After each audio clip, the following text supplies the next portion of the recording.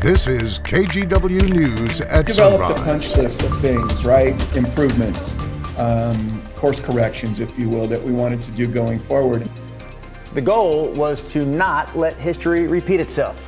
After last year's deadly heat wave, lots of changes were made to the local 211 information line in an effort to better serve people that needed help. We'll take a look to see if those changes have actually made a difference during this week's heat wave. And crazy video out of Seattle. A propane truck explodes on an I-5 overpass, and it shut down all lanes going south for more than 5 hours. We'll give you a better look coming up. Also, this is the first weekend of the Great Oregon Steam Up. Our photographer Chad Dehart giving us a live look from Brooks, Oregon, down near Salem this morning. So this is mechanical history in motion. I guess that's the best way to say it.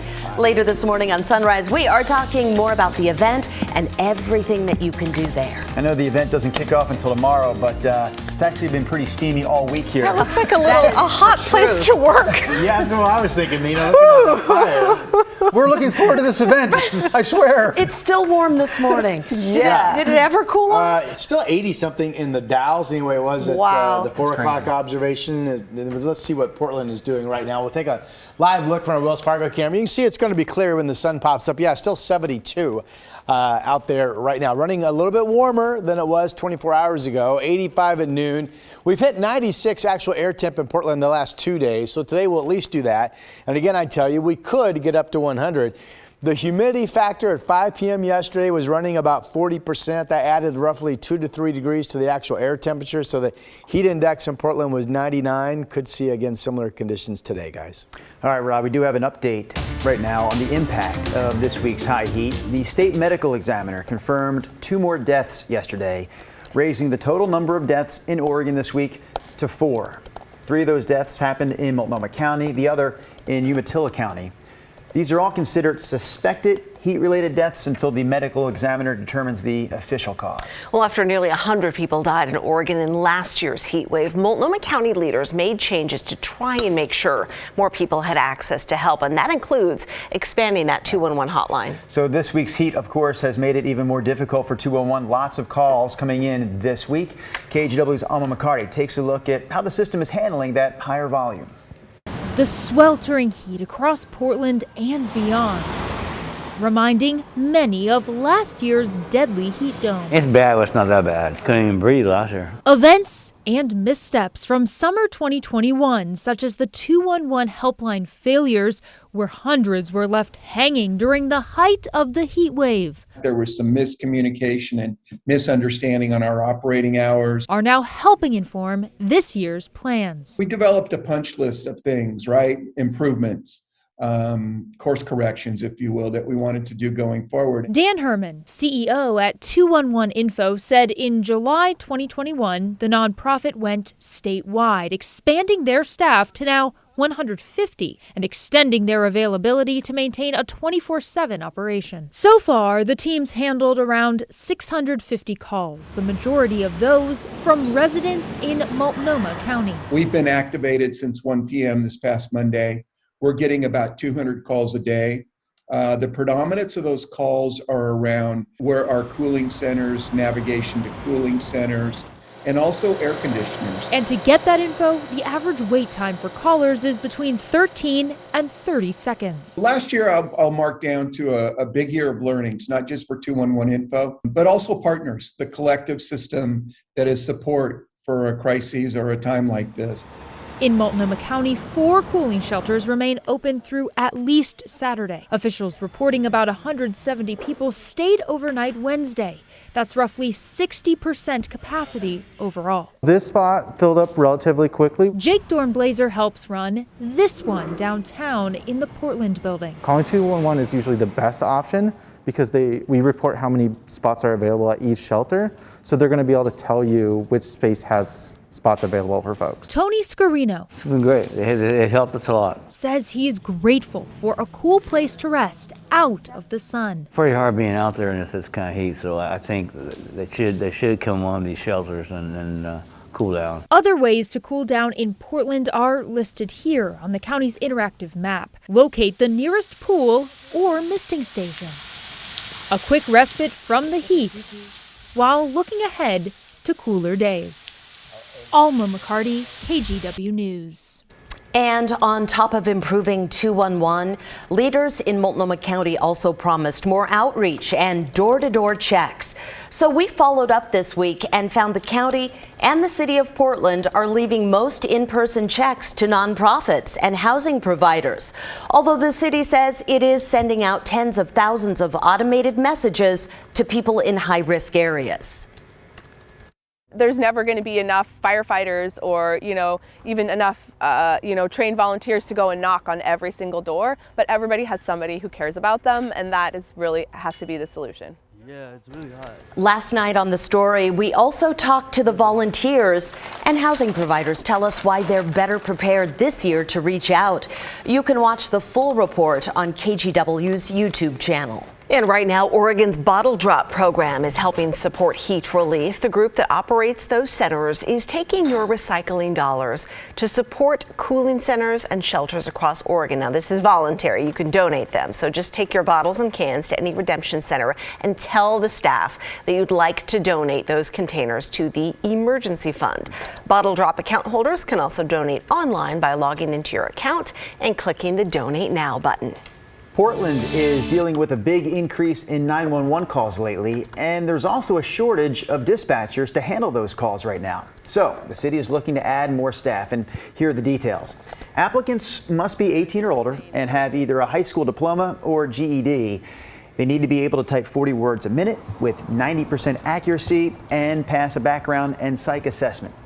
The city will take care of all the training, and that includes a 12-week in-house academy. You feel excited, you feel a sense of responsibility, you feel a sense of importance. There's, it's kind of scary. Every call is different. The city says they have 104 dispatchers right now, but they want to add at least a couple dozen more. Applications will be accepted through August 14th, basically the next 2 weeks. We have a link to the application in the online version of this story at KGW.com. In your morning headlines this morning, we're learning more about the death of Oregon football player Spencer Webb. The Oregonian got a copy of the Sheriff's Department report, and it says Webb was attempting to climb a nearly vertical cliff when he fell 25 to 30 feet near Triangle Lake down onto rocks. The U of O honored him in a public memorial last week.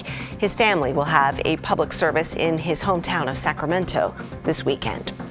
A viewer sent us new drone footage of a historic ferry that has started to capsize in Astoria. According to the Astorian newspaper, that boat is named the Tourist No. 2. It was built in the 20s, and just yesterday it started listing to one side, sending diesel flowing into the water. The Astorian reports that other boaters and the Coast Guard were at the site trying to contain that spill. And that brand new white pedestrian and bike bridge over I-84 opens this Sunday. It is named for Congressman Earl Blumenauer, a big bike enthusiast, and it connects the Lloyd District with the Central East Side. So to celebrate, the city is having an all-day opening party on Sunday with food, music, and celebration bike rides. It starts with breakfast on the bridge and ends with a concert going till 10 p.m. A link to more is in our story of 8 things to do this weekend, up now on KGW.com. Finally done. I've been totally driving under that for months now. Yeah. We'll need a little shade, a little parasol. I don't know. What do you bring to a concert when it's, what is it going to be on Saturday, Sunday? Back up to about 100 tomorrow and at least mid-90s on Sunday. And again, the one thing that's, a couple things that are unusual. One of them is just how high the dew point has been, which means how high the humidity level has been. Heat indexes, which are typically lower than the air temperature for us when we get this hot, are now adding about 3 degrees to the actual air temperature. Feels like really sticky outside. So let's talk record book real quick. So this heat wave began, and by heat wave I mean temperatures of 90 or better each and every day. This started last Sunday when we hit 92. We've only made it to 100 once. That was Tuesday at 102. And then the last 2 days have been 96. As I just mentioned, the heat index yesterday was 99. The humidity factor was about 40%. At 5 p.m. on average up and down I-5, which if you live in the Midwest, you'd be going, that sounds great, not that high. But for us, when we hit 90 or better, our humidity levels are often down in the 20% range somewhere. So here is what else is now starting to make news. So the longest streak we've ever had in recorded history at the airport in terms of consecutive 90-degree days or better is 10. We did that back in 2009, not that long ago. The second longest streak is 8 days in 1967, and we think we're going to be 90 or better through Sunday, which would be the 8th day, and that would tie that streak. If you're just moving to our area, 3 to 5 day heat waves of 90 or better are more typical. We really don't even do 5 that often. The record for 100-degree streaks is 5, and that goes all the way back to 1941. Last June's historic heat wave only went 5 days total, by the way, of 90 plus, but 3 of those 5 days in a row were those 100-degree temperatures, and again, the spike of 116 that smashed the record for the hottest temperature we've ever had. Okay, so the excessive heat warnings, heat advisories, all that's still up through tomorrow. Air quality advisories up through tomorrow. Air quality this morning is mostly good, but there are a growing number of sites reporting moderate air quality. The concern is rising ozone levels. Here are the temperatures out right now. The Dow's finally below 80 at 76. These are current numbers. Salem, Portland, Bend, all at 70, 72 degrees. Wow. Okay. The coast again today, some fog and sun. That's your cool spot with 60 and 70-degree temperatures. In the valley, this goes McMinnville 99, Salem 101, Corvallis 96 today. Winds continue to be light. Humidity factors will be high for our area. 98 in Battleground, 95 Longview, 99 in Vancouver. And weather models right now put an output of 101 actually for tomorrow, so we'll see. 95 or better on Sunday, and then we think that's it. We'll be in the 80s Tuesday and maybe even closer to 78 or so on Wednesday of next week, and that's your update. Oh, I'm laser focused on next week. That looks good. Thank you. Well, PBOT says speeding is a huge problem in Portland, so the city came up with a new creative way to catch drivers' attention. Coming up this morning, more on this campaign and details on the biggest offenders. We're also just a couple of days away from kicking off this year's KGW school supply drive, and there are a few days left to sign up to be an official collection site for us this year. So go to that website on the screen, kgw.com/school. That's where you can sign up your business to collect school supplies for us this year. Already on board, the great people at the Columbia Sportswear Employee Store in Beaverton, we thank them for getting on board this year. And again, it's not too late for you to get on board. KGW.com/school, the place to go.